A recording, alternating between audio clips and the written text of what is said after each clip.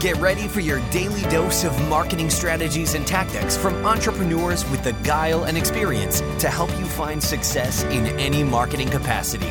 You're listening to Marketing School with your instructors, Neil Patel and Eric Su.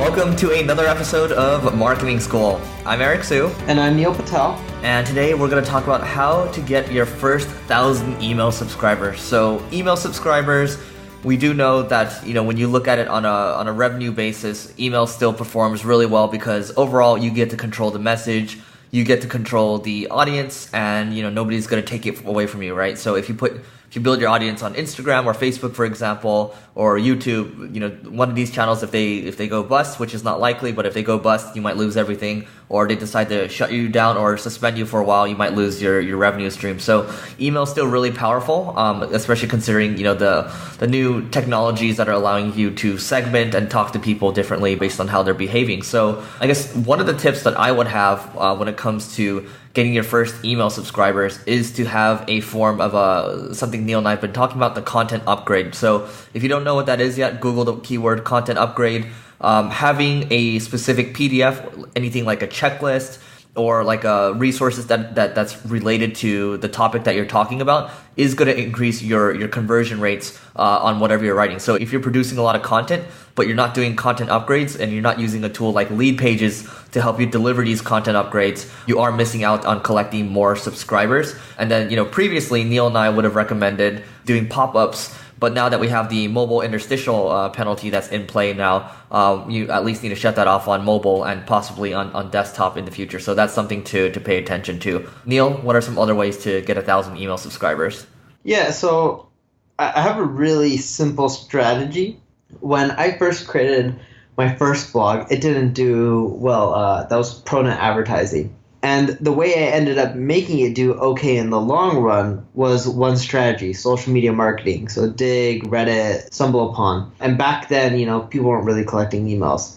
My second blog, QuickSprout, I learned all about email marketing and I did it way better. And I only have really one tactic, and this works extremely well. It requires you to spend money, but it's worth it. You don't have to spend much. Go find all the blogs in your space. Most of them aren't going to be competitive, even if they're trying to rank for the same terms or whatever it may be. They're not necessarily selling the same product or service that your business is selling. And what I would do is I would hit them up or list them out in order based on popularity. And the way you measure popularity is based on how many visitors they get from, let's say, Ahrefs or their Alexa rank. And then what I do is I look at how many comments are they getting per post. So you can take their 10 latest blog posts and say, all right, here's the average number of comments per post. And if you're lazy, you can just do the average comments per post, because the more comments, exclude trackbacks, just look at comments. The more comments per post someone gets, the more engaged audience they have. The more engaged audience they have, the more likely they are to take action when the writer or the blogger tells them to go and do something. So I just go look at the 10 most popular blogs in the space by comments, which is another way for looking at engagement. You can also look at social shares, but comments are the main one. And you go pay each of them a few $100 to $1,000 max. Usually a few hundred does the trick. And ask them to write about your new blog that just launched or your blog that just launched. And within there, they need to tell their readers to subscribe to your blog. And they link saying like subscribe to your blog, and it goes to a landing page on your blog where they can just put in an email address in exchange for an ebook or PDF or white paper. It works really well. I did this with QuickSprout. Within the first week of launching it, I had 1,000 email subscribers. That's how I did it. It's really simple, easy trick. Just tell people subscribe to my blog, right? If the bloggers write that, the most engaged ones, you'll have a popular enough blog.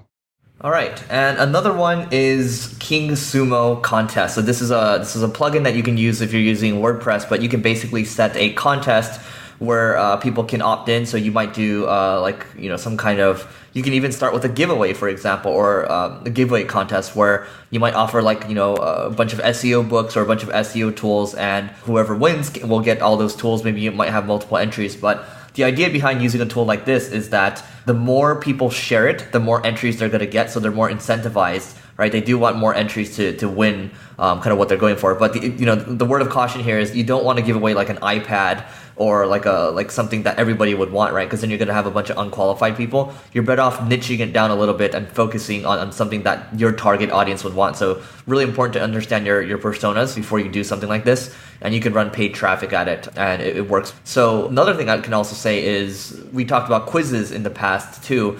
Using a tool like Lead Quizzes, so that's leadquizzes.com, you can create quizzes and get people to opt in, and especially in the health niche, you can see people collecting emails for 10 to 20 cents or so. They're just basically running Facebook traffic, and they understand their numbers for the funnel, their customer value. And then after people opt in, they know that if they can break even on the funnel, then they know in the back end they can start to push in more offers. So that's something that can be really, really profitable for building your list. And again, this is more of like a paid strategy.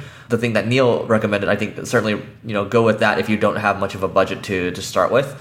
You do have other options available to you as well, with using Facebook ads, for example. You can even use lead ads, even though the leads are less qualified. You can also do LinkedIn ads too, where people can do the one-click lead form fills. So a lot of different ways to skin a cat here. One final note I would leave you with on my side, at the very least, is using Edgar. So I've talked about Meet Edgar. That's meetedgar.com, and you can use that to schedule out your social messages over time without having to keep reposting the same thing over and over. This is assuming that you have a good backlog of content already and your stuff is evergreen, it's still relevant. Just keep posting it over and over, and then you can do the same thing where you're asking people to subscribe. You can have those messages repeat over and over, and that's $49 a month.